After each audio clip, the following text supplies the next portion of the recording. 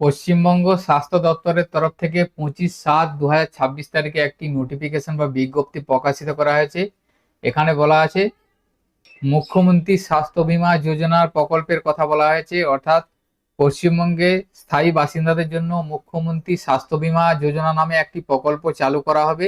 যারা আয়ুষ্মান ভারত প্রকল্পের আওতায়ভুক্ত হচ্ছে না তারা এই মুখ্যমন্ত্রী স্বাস্থ্য বীমা প্রকল্পের আওতাতে আসবেন, অর্থাৎ যাদের পিএইচএইচ, এসপিএইচএইচ ও এওয়াই কার্ড তারা অটোমেটিক প্রধানমন্ত্রী যে আয়ুষ্মান ভারত যোজনা, সেই আয়ুষ্মান ভারত যোজনাতে আমাদের নাম এনরোল হয়ে গেছে। সেই সমস্ত পরিবার এবং যারা RKSY 1 এবং 2 রেশন কার্ড ছিল তাদের আয়ুষ্মান ভারত প্রকল্পের নাম আসেনি বা এনরোল হয়, বীমা যোজনা প্রকল্পের আওতায় আনা হবে এবং তাদেরকে স্বাস্থ্য কার্ড দেওয়া হবে। বীমা যোজনা সম্পর্কিত বিস্তারিত আজকের ভিডিওর মাধ্যমে আপনাদের জানাবো, কিভাবে আপনারা আবেদন করবেন, কারা কারা পাবেন বা এই কার্ডে কি কি সুবিধা পাবেন, সম্পূর্ণ বিস্তারিত জানতে পারবেন। তাই ভিডিওটি স্কিপ না করে আপনারা সম্পূর্ণ দেখবেন এবং আমাদের সাথে থাকবেন।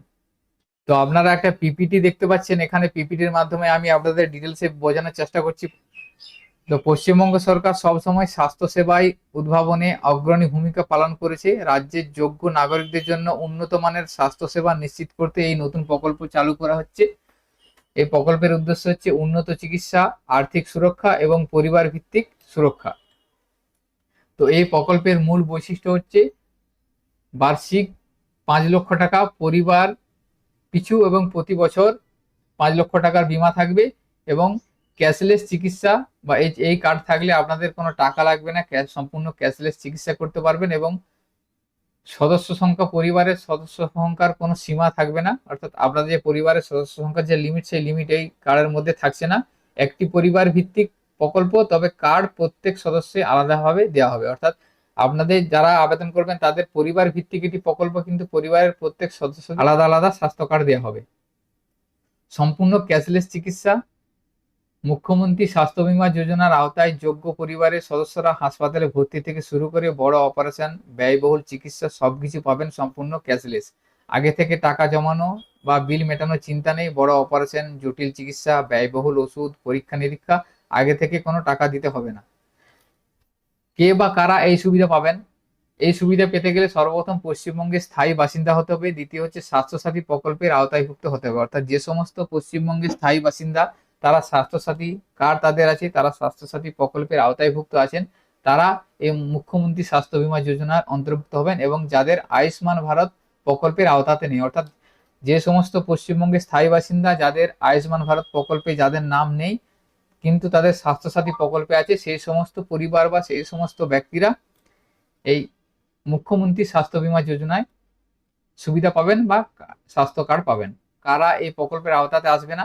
পরিবারের আয় 8 লক্ষ টাকার বেশি বা যদি হয়ে থাকে তাহলে এই প্রকল্পের আওতায় আসবে না। যদি বার্ষিক আয়টা 8 লক্ষ টাকার বেশি হয়ে থাকে তাহলে আসবে না। এবং পশ্চিমবঙ্গ স্বাস্থ্য প্রকল্প 2008-এর আওতায়ভুক্ত যদি থাকে তাহলে সেই সুবিধা পাবে না। কেন্দ্র সরকারি স্বাস্থ্য প্রকল্প আওতায় সুবিধাভুক্ত যদি বা আওতাভুক্ত হয়ে থাকে তাহলে পাবে না। এবং কোনো PSU মেডিকেল ইন্স্যুরেন্স আওতাভুক্ত পাবে না। সরকারি চিকিৎসা ভাতাপ্রাপ্ত কর্মচারী বা পেনশনভোগী পাবে না। 70 বছরের বেশি বয়সের সদস্য তারা এই মুখ্যমন্ত্রী স্বাস্থ্য বীমা যোজনার সুবিধা পাবে না, কারণ 70 বছর বয়সী সদস্যরা আয়ুষ্মান ভারতের অন্তর্ভুক্ত হয়ে যাবে এবং SIR তালিকা থেকে যাদের নাম বাদ গেছে তারা এই সুবিধা পাবে না। কোথায় চিকিৎসা করানো যাবে? এই মুখ্যমন্ত্রী স্বাস্থ্য বীমা কার্ড যদি আপনার থেকে থাকে তাহলে আপনারা যে কোনো সরকারি হসপিটালে চিকিৎসা করতে পারবেন সম্পূর্ণ ফ্রিতে। সেটা রাজ্য সরকারের এবং কেন্দ্র সরকারের বা রাজ্যের বাইরেও বিভিন্ন সরকারি হসপিটালে আপনারা এই সুবিধা পাবেন। এবং বেসরকারি হসপিটালের ক্ষেত্রে আপনারা যে সমস্ত হসপিটাল তালিকাভুক্ত আছে ক্যাশলেস চিকিৎসার জন্য, সেই সমস্ত হসপিটালে আপনারা এই কার্ডের সুবিধা পাবেন। কিভাবে আবেদন করবেন? তো বর্তমানে এখনো আবেদন পদ্ধতি কোনো নির্দেশিকা প্রকাশিত হয়নি, তবে সম্ভবত আবেদন অনলাইন এবং অফলাইন দুটো পদ্ধতিতেই হতে পারে। তবে আবেদন সংক্রান্ত বিস্তারিত বিজ্ঞপ্তি শীঘ্রই প্রকাশিত হবে, তখন পরবর্তী সময় আরো জানানো যাবে কিভাবে আপনারা আবেদন করবেন। অনলাইন আবেদন হলে অনলাইন পোর্টাল চালু হবে এবং অফলাইন আবেদন হলে সেটা হয়তো স্থানীয় পঞ্চায়েত অফিস, BDO অফিস বা SDO অফিস থেকে আপনারা আবেদন করতে পারবেন। তো পরবর্তীতে যখন আবেদন প্রসেস শুরু হবে বা বিজ্ঞপ্তি প্রকাশিত হবে আমরা আপডেট দিয়ে দেবো। বিজ্ঞপ্তিটি প্রয়োজন হয়ে থাকে তাহলে আমাদের হোয়াটসঅ্যাপ বা টেলিগ্রাম গ্রুপে যোগাযোগ করবেন, সেখানে আমি এটা শেয়ার করবো, আরো বিস্তারিত জানতে পারবেন। তো আজকের ভিডিওতে এই ইনফরমেশনটি আপনাদের সাথে শেয়ার করা ছিল। সকলের সুবিধার্থে ভিডিওটি শেয়ার করবেন। সকলে ভালো থাকবেন, সুস্থ থাকবেন, ধন্যবাদ।